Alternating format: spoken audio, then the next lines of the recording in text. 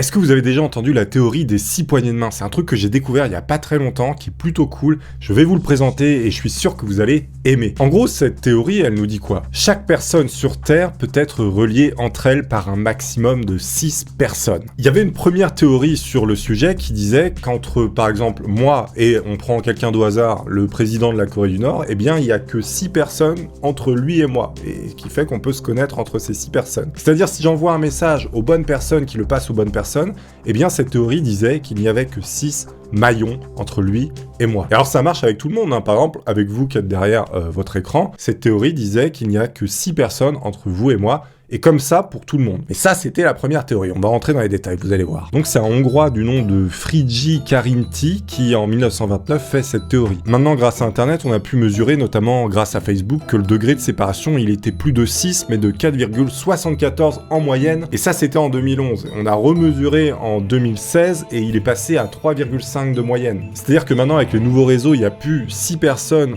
entre chaque personne du monde, mais on est passé à 3, donc ça a divisé par 2 limite le chiffre. À l'époque, les maillons étaient plus grands entre chaque personne, parce qu'en fait, les réseaux de communication et les voyages n'étaient pas aussi étendus et répandus qu'aujourd'hui. Maintenant, vous avez les avions, vous avez évidemment Internet qui a tout révolutionné, tous les réseaux de communication, les voyages, etc., vous pouvez aller à l'autre bout du monde quand vous voulez, et en 67, la théorie est reprise pour s'appeler l'étude du petit monde. C'est un petit peu comme si le monde rétrécissait, comme si les gens vivaient moins isolés. Parce que maintenant, vous pouvez avoir des amis aux 4 coins du monde, ce qui est mon cas, je connais des gens un petit peu partout autour de la planète, et à l'époque, cette situation, c'était quasiment impossible. Il y avait quelques mecs, évidemment, qui connaissaient des gens autour du globe, mais c'était très rare. Et ça, il n'y a pas tellement longtemps, finalement, hein. C'est surtout à partir de l'apparition d'Internet que ça a commencé à être un petit peu le bazar. Mais attention, hein, c'est pas le monde qui rétrécit, hein, c'est une manière de parler, c'est en fait les distances sociales, grâce à tous les réseaux qui ont pu être créés, hein, vous aurez compris. Sauf qu'en ce moment, je me prends comme ça des petits pics à glace dans les yeux par YouTube, vous en conviendrez, alors laissez-moi vous parler de mon super partenaire qui s'appelle World of Tanks Blitz, histoire également de mettre un petit peu de caviar dans mes pâtes. Pour vous, j'ai étudié les stratégies les plus fines niveau tank de l'armée japonaise pour les transposer dans ce jeu qui va vous demander une réflexion à toute épreuve. Alors pourquoi j'ai fait ça? Je n'en sais absolument rien. Après une intense étude de la tankerie japonaise, j'ai donc décidé de transposer ça dans World of Tanks Blitz, disponible sur Android et iOS gratuitement dans le lien qui est dans la description, évidemment. C'est un jeu destiné à l'élite qui possède un cerveau bien supérieur à la normale. Alors les microcéphales, vous pouvez passer votre chemin. C'est pas gentil. World of Tanks Blitz, c'est un jeu d'action basé sur les tanks. Waouh, mais Toony, tu nous apprends des choses. Essentiellement basé sur la stratégie, mais à la fois délirant. Vous devrez user de matière grise pour remporter la victoire. Remporter des tanks, les faire évoluer, les modifier. N'hésitez pas à le télécharger évidemment pour me soutenir car les temps sont durs. J'ai réduit de 1 kg à 500 grammes ma consommation de truffes du Périgord. Non mais vous imaginez comment je vais faire? Et en plus avec mon lien vous aurez un bonus spécial comprenant un tank T1E6 plus un compte premium pendant 7 jours. Je vous régale.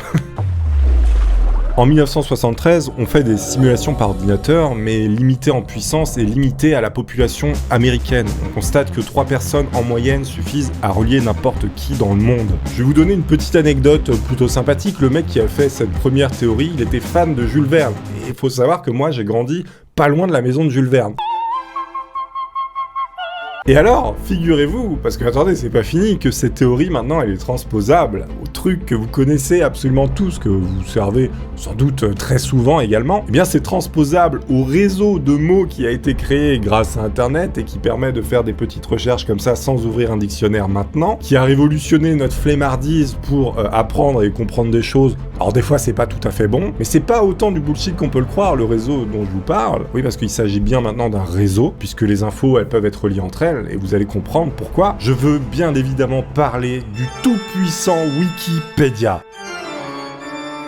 Il a mis au chômage les mecs qui venaient vendre leurs encyclopédies en toquant aux portes, là. Je sais pas si vous en avez eu des comme ça. Bon, je vais pas vous expliquer évidemment ce que c'est Wikipédia, mais c'est un réseau en fait stratosphérique qui peut vous conduire de mot en mot. Mais vu qu'il y a aussi des personnalités dans Wikipédia, eh bien on peut voir le nombre de maillons qu'il y a entre elles. Et surtout hyper important, et ce qui peut être marrant, et ce qu'on va faire parce que j'ai trouvé un truc pour le faire, c'est quel maillon relie quoi. C'est-à-dire tu mets Poisson et Jésus, je sais pas, hein. Eh bien tu vois, qu'est-ce qui relie ces deux points entre eux? Et donc la théorie nous dit qu'il y en a un maximum de 3, bon ça peut aller jusqu'à 6, ça dépend. J'ai testé un petit peu, moi j'ai trouvé maximum 3, hein, il me semble. Figurez-vous qu'un ami codeur et entrepreneur de génie qui vient d'ailleurs de lever 1,5 million d'euros, eh bien il m'a envoyé un petit lien qui va nous permettre de faire ce que j'ai dit. Et sur Twitter évidemment je vous ai demandé de me donner 2 mots qui n'ont aucun rapport et on va voir qu'est-ce qui les relie entre eux via ce réseau Wikipédia de maillons. Et je pense que ça peut être très marrant de voir qu'est-ce qui relie quoi.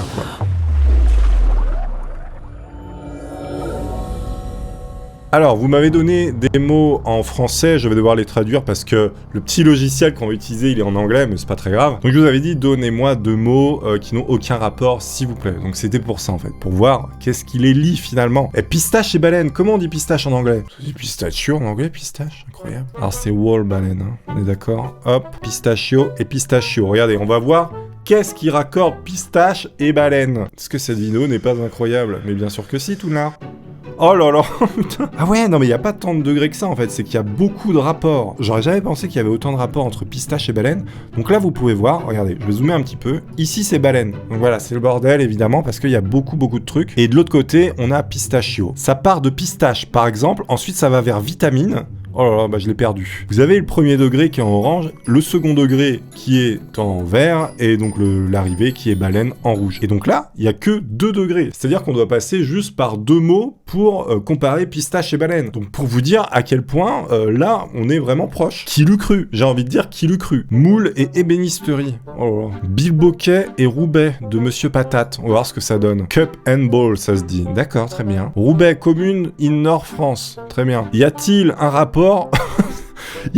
Il y en a pas beaucoup, hein. Il y a pas beaucoup de nœuds, mais il y en a quand même. Alors, là, du coup, on va pouvoir lire, c'est plutôt intéressant. Donc, on part de Cup and Ball, qui est Bilboquet. On va vers une page qui nous redirige vers Henri III de France. Il devait jouer au Bilboquet, sans doute. Apparemment, il y avait Louis XV de France qui jouait au Bilboquet. Ensuite, ça se condense vers l'art français pour le second degré. Et on arrive vers Roubaix, qui nous parle de l'art français. Mais c'est énorme en fait, parce que là, il y a vraiment rien quoi. On va essayer de trouver un truc un peu plus bizarre, genre étoile et yaourt. Ok, star, et je crois que ça se dit yogourt. Yogourt, très bien. Allez, on fait go. Quel rapport il y a entre start et yogourt? What is going on inside their head? Eh ben, figurez-vous qu'entre étoile et yaourt, il y a quand même pas mal de nœuds. Il y a toujours autant de degrés, hein, il y en a que 2, mais on peut y arriver par plusieurs passages, hein, voilà. On part d'étoile, on arrive vers plasma, le plasma nous mène vers space food, et ben space food nous mène vers yaourt, tout simplement, voilà. Ça part d'étoile, ça va vers géologique, ça parle de bactéries. Quand ça parle de bactéries, ça peut parler de yaourt, et on arrive sur yaourt. Est-ce que c'est pas magnifique? C'est le genre de logiciel imbattable en soirée, tu vois. Genre, tu lui dis, je sais pas, chaussettes et archiduchesse, il y a un rapport. Il y a un rapport à coup sûr. Robinet et suricate. Oh putain, celui-là, il est pas mal. Robinet et suricate, c'est parti. Il calcule 10 puissance 24, c'est-à-dire 10 iota de données. Mon dieu, robinet et suricate. Alors, des degrés un petit peu plus élevés, parce que là, on est vraiment sur 2 mots peut-être qui sont plus éloignés. On a un 3e degré, c'est-à-dire qu'il y a une 3e étape qui s'est ajoutée entre les 2 mots. Là, c'est vraiment le bordel, hein. Regardez, on peut le bouger comme ça, en 3D à moitié, et vous pouvez voir, ça crée une structure très très bizarre. Ornithorynque et sandales. Bon, là, en anglais, je vais devoir tricher parce que je sais pas comment on dit. Platypus. Platypus ornithorynque en anglais, incroyable. Allez, platypus. Et on a dit sandales. Sandales, c'est flip-flop, je crois. Allez, platypus et sandales. Donc, ornithorynque et sandales. Et bah, figurez-vous qu'il existe des rapports entre ces 2 mots. Enfin, des rapports, des liaisons avec Wikipédia, attention, hein, ça veut rien dire. Là, on va peut-être pouvoir lire un peu mieux. Donc, platypus. Je pars d'ornithorynque, j'adore ce mot, platypus, je suis fan. Admettons, on arrive sur dauphin, qui nous emmène vers des bijoux.